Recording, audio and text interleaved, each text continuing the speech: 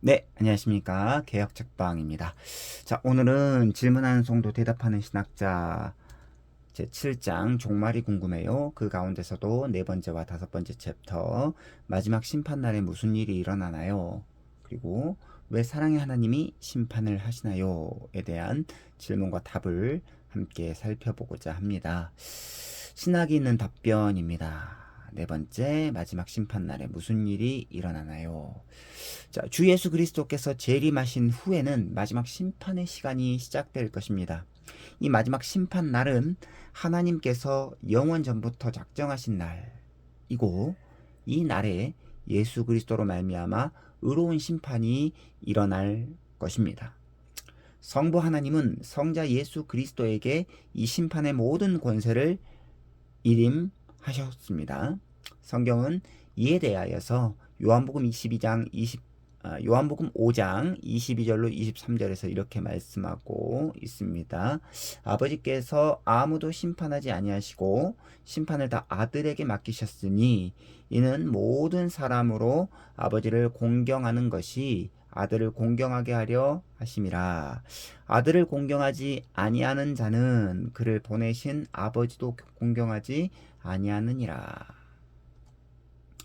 자, 그렇다면 마지막 심판날에 누가 심판을 받냐? 이게 문제죠. 크게 두 부류로 생각해 볼 수 있습니다.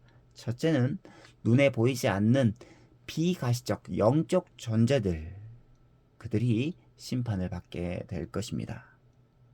자, 이 눈에 보이지 않는 영적 존재들은 변절한 천사들, 특별히 사탄 마귀가 최종 심판을 받게 될 것입니다. 둘째는 이 땅 위에 살았던 모든 사람이 예수 그리스도의 심판대 앞에 서게 될 것입니다. 이 모든 사람들이라는 표현이 뜻하는 바는 예수 그리스도를 믿지 않았던 불신자들 뿐만 아니라 예수 그리스도를 믿었던 의인들까지 다 포함하는 포괄적인 범위를 지니고 있습니다. 물론 신자들도 심판대 앞에 서지만 영원 형벌 심판을 받기 위해 그 자리에 서는 것이 아니다라는 것이 중요하죠. 왜냐하면 예수 그리스도 안에 있는 자에게는 결코 정죄함이 없기 때문입니다. 예수 그리스도의 의로움을 하나님께서 신자들에게 전가하심으로 말미암아 이제 그 예수 그리스도의 의로움을 통해서 하나님이 우리를, 즉 신자들을 보시기 때문에 우리는 결코 정죄함이 없습니다. 오히려 신자들이 심판대 앞에 서는 진짜 이유는요, 예수 그리스도의 공로에 힘입어 영생 복락, 그리고 그 복의 은혜를 누리기 위함입니다. 이와 반대로 악인들이 심판대 앞에 서는 이유는 영원 형벌을 받기 위함이죠. 의인이나 악인이나 예수 그리스도의 마지막 심판대 앞에서 선악간 그 몸으로 행했던 모든 것들에 따라서 보응을 받게 될 것입니다. 마지막 심판 날에는 희비가 극명하게 엇갈리게 될 것이죠. 그 이유는 그날이 의인들에게는 가장 복되고 영광스러운 순간이 될 것이지만 예수 그리스도를 믿지 않은 악인들에게는 가장 슬프고 고통스러운 순간이 될 것이기 때문입니다. 그래서 영원 복락과 영원 형벌은 이렇게 정말로 엄청난 질적인 차이를 가지고 있다는 것을 기억해야 합니다. 그러므로 마지막 심판 날에 그리스도 안에서 웃는 자가 되어야 한다는 거죠. 이 땅에서 고난받고 착취당하고 어려움이 있지만 예수 그리스도를 믿음으로 말미암아 영원 형벌에서 영원 복락으로 옮겨지는 그 놀라운 은혜가 우리에게 있다라는 것입니다. 이것이야말로 예수 안에서 신자들이 가져야 할 평생의 소망이고 자랑입니다. 마지막 심판날에 무슨 일이 일어나나요? 깨달음이 있는 성경 구절입니다. 사도행전 17장 31절, 이는 정하신 사람으로 하여금 천하를 공의로 심판할 날을 작정하시고 이에 그를 죽은 자 가운데서 다시 살리신 것으로 모든 사람에게 믿을 만한 증거를 주셨음이니라 하니라. 사도행전 17장 31절 말씀이죠. 자, 고린도후서 5장 10절. 이는 우리가 다 반드시 그리스도의 심판대 앞에 나타나게 되어 각각 선악간에 그 몸으로 행한 것을 따라 받으려 함이라. 자, 마지막 로마서 2장 16절입니다. 곧 나의 복음에 이른 바와 같이 하나님이 예수 그리스도로 말미암아 사람들의 은밀한 것을 심판하시는 그날이라. 자, 은밀한 것을 심판하시는 그날, 예수 그리스도께서 재림하시는 그날, 마지막 심판이 있다라는 것을 우리는 기억해야 되죠. 자, 적용이 있는 묵상입니다. 신자들은 죽음을 두려워해서는 안 되죠. 신자들에게 있어서 죽음은 영광스러움을 경험하는 순간이 될 것입니다. 신자들은 예수님의 재림, 주님의 재림을 두려워해서도 안 됩니다. 예수 그리스도를 믿지 않는 악인들에게 있어서 이 주님의 재림 시간은 대단히 무섭고 고통스러운 순간이 될 것이겠지만, 반대로 예수 그리스도를 믿는 신자들, 의인들에게 있어서 주님의 재림은 참으로 복되고 영광스러운 순간이 될 것입니다. 그러므로 신자들은 늘 마라나타 신앙, 즉 주여 어서 오시옵소서에 대한 신앙을 가져야 합니다. 그것이 일견 옳다라고 할 수 있습니다. 자, 그렇다고 한다면 다섯 번째, 왜 사랑의 하나님이 심판을 하시느냐에 대한 신학이 있는 답변입니다. 많은 사람이 하나님께서 사랑의 하나님이 되시기만을 바랍니다. 사랑의 하나님, 화평의 하나님, 평강의 하나님, 배려의 하나님, 자비의 하나님만이 나의 하나님이 되기를 원하지요. 하지만 그것은 하나님의 속성에 대한 반쪽짜리 이해에 불과합니다. 하나님은 사랑의 하나님, 평강의 하나님, 배려의 하나님, 자비의 하나님이시기도 하지만 동시에 공의의 하나님이시기도 합니다. 공의의 하나님. 만약 하나님께서 죄를 향해서 어떠한 조치나 반응을 보이지 않는다라고 한다면 그런 하나님은 공의로운 하나님이 될 수 없죠. 하나님은 무한하게 거룩하신 분이시기 때문에 본성상 죄와는 함께 하기 불가능하신 분이십니다.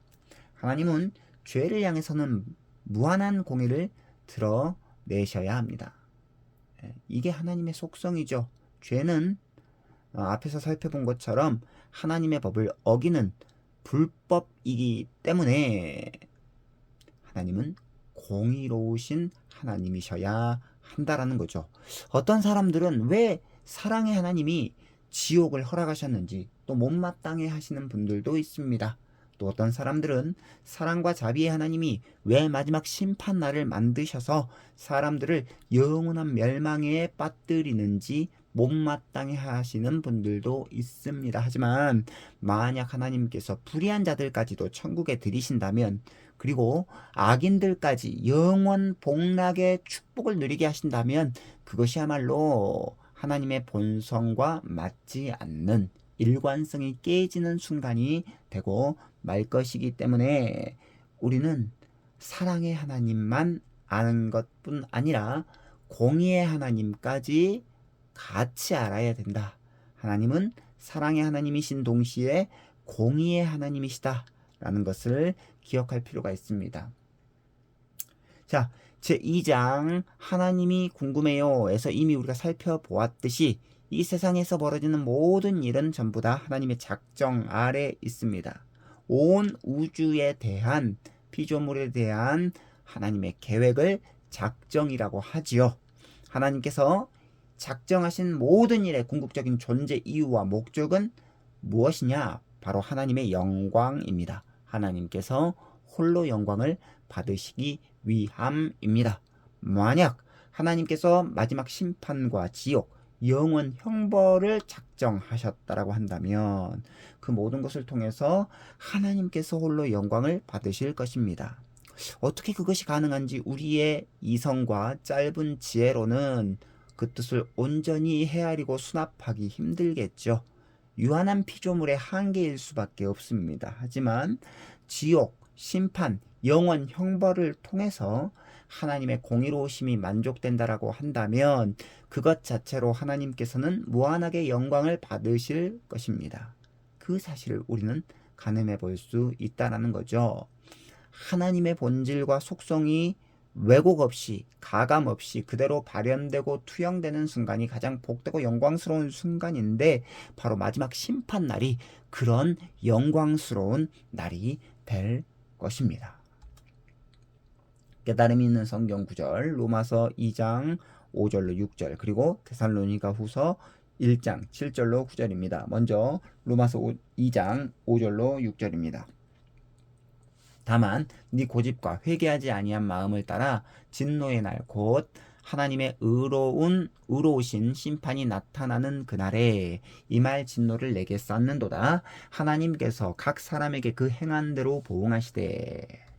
데살로니가 후서 1장 7절로 9절입니다. 환난을 받는 너희에게는 우리와 함께 안식으로 갚으시는 것이 하나님의 공이시니 주 예수께서 자기의 능력의 천사들과 함께 하늘로부터 불꽃 가운데에 나타나실 때에 하나님을 모르는 자들과 우리 주 예수의 복음에 복종하지 않는 자들에게 형벌을 내리시리니 이런 자들은 주의 얼굴과 그의 힘의 영광을 떠나 영원한 멸망의 형벌을 받으시리로다. 자, 적용이 있는 묵상입니다. 하나님의 사랑과 하나님의 공의는 동전의 양면과도 같습니다. 하나님은 무한한 분이시기 때문에 하나님께서 사랑을 하셔도 무한하게 사랑을 하시고 죄를 향해서 분노를 표출하실 때에도 무한대의 공의를 표출하시는 분이십니다. 그러므로 우리는 반드시 하나님의 사랑이 무한대로 발현되는 대상의 자리에 서야 되겠죠. 하나님의 공의가 무한대로 발현되는 대상이 된다라고 한다면 그것만큼 끔찍하고 고통스러운 일이 없을 것이기 때문에 우리는 하나님의 사랑의 대상, 하나님의 무한대의 사랑의 대상, 그 대상의 자리에 서야 되고 바로 그렇게 되기 위해서 유일하신 아들 예수 그리스도를 믿는 것밖에 그 대상에 들어갈 수 없다는 것을 기억해야 됩니다. 즉 예수 그리스도를 믿음으로 말미암아 우리가 하나님의 무한대의 사랑의 대상의 자리에 설 수 있다. 이게 기독교의 복음 중에 복음이다 라는 것을 기억하고 오늘은 여기까지고요. 다음 시간에는 새하늘과 새 땅은 어떻게 생겼나요? 그리고 천국 상급이 있나요?에 대한 질문과 답으로 이제 마지막 질문 안성도 대답하는 신학자를 마치도록 하겠습니다. 이제 마지막인데요. 다음 시간 이제 최후의 시간이죠. 마지막 시간까지 많은 관심과 사랑을 부탁드립니다. 안녕히 계십시오.